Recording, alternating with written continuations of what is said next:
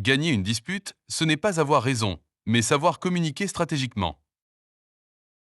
Après de nombreuses défaites, j'ai découvert 10 méthodes puissantes pour dominer n'importe quel débat. Et non seulement ça, je vais créer une liste pour t'aider à comprendre quelles méthodes sont les plus efficaces. Méthode 1, la technique du judo. Je peux te garantir une chose dans toute discussion. Ton adversaire va t'attaquer, toi, tes arguments ou les deux. En général, la discussion suit un script. Vous exposez chacun vos points et critiquez ceux de l'autre. Mais c'est là que la stratégie entre en jeu. Comme un judoka, j'ai lu un livre qui explique très bien ce concept. Le mieux à faire est d'utiliser son énergie contre lui. Cède un argument de temps en temps, puis dit: il y a un point qui ne me convainc pas et que je veux contester. N'aie pas peur d'admettre quand il a raison, car cela te donne la légitimité de montrer où il a tort. Avec cette concession inattendue, tu vas affaiblir son énergie. On voit souvent la concession comme une faiblesse. Faux. C'est une force et une preuve de confiance. Cela montre que tu es ouvert d'esprit et non un idéologue rigide. Je mets cette méthode en C, car elle ne te donne pas un vrai contrôle sur la discussion. Méthode 2, la technique de Socrate. Socrate utilisait cette méthode pour révéler les contradictions dans la pensée des gens et les pousser à remettre en question leurs croyances. Au lieu de donner ton opinion immédiatement, tu poses des questions non accusatrices qui les obligent à réfléchir de manière critique. Si tu réussis à l'école, tu auras toujours un bon emploi? Donc tu penses que les personnes qui ont de bonnes notes sont automatiquement plus compétentes? Tu ne crois pas que d'autres compétences sont nécessaires? En faisant ça, ils commencent à voir les failles dans leurs propres arguments. C'est un classique. Solide. Je la classe en B. Méthode 3, le langage hypnotique. Les mots que tu utilises ont un poids énorme. Essaie de remplacer tu par je ressens. Tu parais moins agressif. Regarde la différence. Frère, tu pues. Je me sens frustré par ton odeur. T'as raison, bro. Tu vois? Utilise aussi des affirmations implicites ou questions rhétoriques pour amener l'autre à être d'accord sans s'en rendre compte. Bien sûr, on sait tous que c'est la solution la plus logique. Ça donne l'impression que ton point est déjà validé. Et n'oublie pas le regard de maniaque. Je mets cette méthode en B. Méthode 4, l'effet de contraste. Imagine que tu débattes avec quelqu'un qui est totalement en désaccord.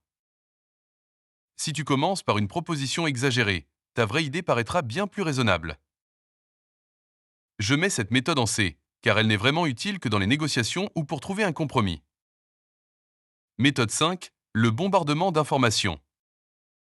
Si tu bombardes quelqu'un avec plein de faits et de chiffres, il va se sentir dépassé et commencer à douter de ses croyances. As-tu considéré le taux d'échec de 20%?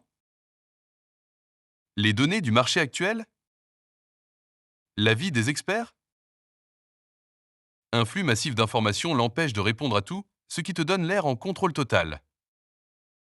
Cette méthode est clairement en A. Méthode 6, le Gige Gallo. Le but est le même que la précédente, mais avec un twist. Tu peux utiliser des demi-vérités ou même des mensonges. Cette méthode suit la loi de Brandolini. L'énergie nécessaire pour réfuter une absurdité est bien plus grande que celle nécessaire pour la créer.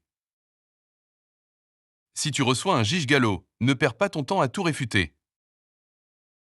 Expose leur technique, puis attaque l'argument le plus faible et détruis-le. Je mets le Gige Gallo en B, car utiliser des faussetés peut nuire à ta crédibilité. Méthode 7, le changement de focus, Red Herring. Aussi appelé hareng rouge. Rendu célèbre par l'anglais William Cobbett en 1807. Quand tu sens que tu perds du terrain, tu lances une distraction pour détourner l'attention du sujet principal.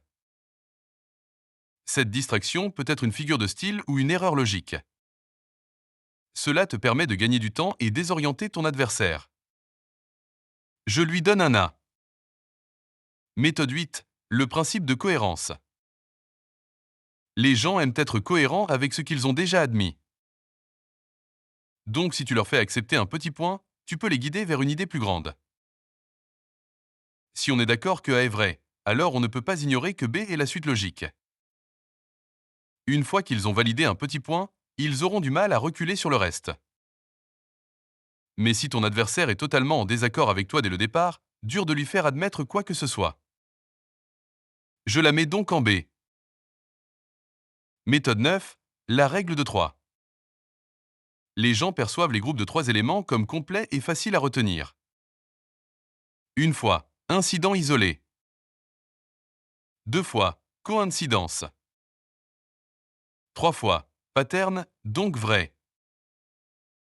Donc si on te demande pourquoi tu as fait quelque chose, donne 3 raisons. Si on veut ton avis, donne 3 points. Le chiffre 3 apporte structure, clarté et rend l'argument convaincant. Je donne un A. Méthode 10. Les blagues éclairs. Les blagues éclairs servent à déstabiliser ou faire taire l'adversaire en le laissant sans réponse. C'est exactement ce que fait une réplique bien placée. Elle profite d'un moment vulnérable pour renverser la situation en ta faveur. Les meilleures lignes sont courtes, percutantes et dites au bon moment. C'est pour ça qu'on les appelle aussi one-liner. Je mets cette méthode en C, car elle ne te fait pas gagner le débat, mais elle fait monter la tension en ta faveur. Chaque méthode utilise une stratégie de communication différente. Mais n'oublie jamais, la bonne approche dépend de la personne en face et du contexte. Tout le monde réagit différemment au style de communication.